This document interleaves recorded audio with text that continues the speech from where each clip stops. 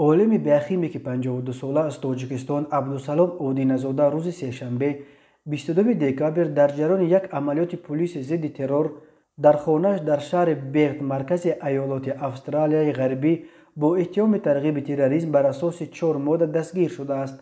روز 22 دکامبر اودینزاده را برای مدت کوتاه به دادگاه احضار کردند. او برای آزادی شرطی در عوض گروپولی پیشنهاد نداده است و دادگاه اودینزاده را تا 15 ینور یعنی تا روز مرافعه بعدی به حبس گرفته است. خبر میدهد رسانه‌های استرالیا. اودینزاده با ویدیوهای ماجرا برانگیزش در یوتیوب و فیسبوک نام برآورده بود. آخرین مطلب او در فیسبوک روز 21 دکامبر یک روز قبل از حبسش نشر شده است.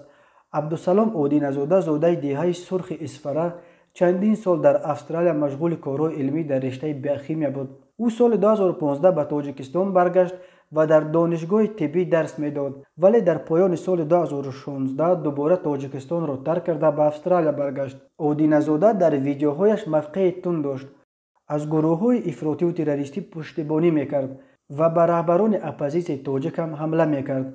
مقامات استرالیا او را در نشر مطلب‌های در اینترنت ایبدار میکنند که به عقیده پلیس به حمله‌های افراطی در خارج تشویق میکند.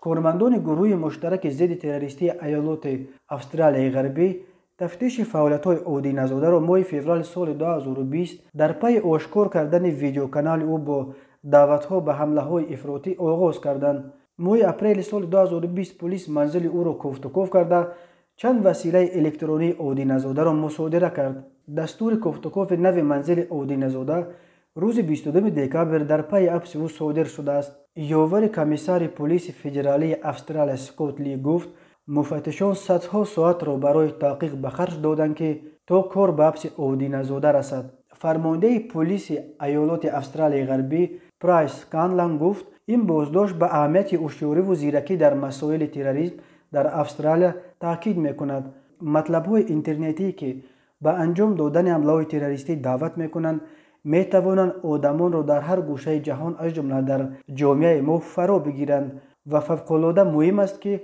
ما نفران مسئول به چنین دعوت‌ها را آشکار بکنیم و به جوابگری بکشیم، گفت سکانلن.